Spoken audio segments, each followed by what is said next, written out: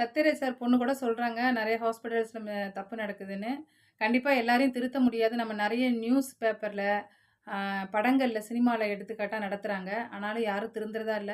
மக்கள் உயிர்ல தயவு செஞ்சு எந்த ஹாஸ்பிட்டல்ஸ்லயும் சரி விளையாடாதீங்க. ஏன்னா, பூமி வந்து எக்ஸ்பைரி டேட்ல இருக்கு. கண்டிப்பா ஒரு நாள் சுத்துறது நின்னுதுன்னா சோலி முடிஞ்சுது.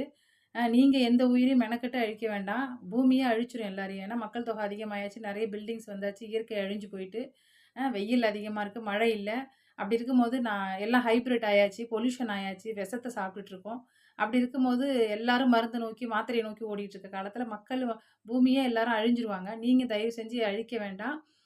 உங்கள தான் கடைசில கடவுள் நெனச்சுட்டு ஹாஸ்பிட்டல் நம்பி வராங்க. அது பிரைவேட்டா இருக்கட்டும், கவர்மெண்ட்டா இருக்கட்டும்.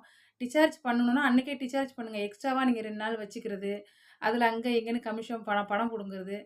இருந்தா இருக்கிற மனிதர்கள் குடுப்பாங்க. இல்லாத மனிதர்கள் தோரணைய பார்த்தாலே தெரியும். தயவு செஞ்சு அப்படி பண்ணாதீங்க. பாவம் இல்ல. உங்கள நம்பி தான்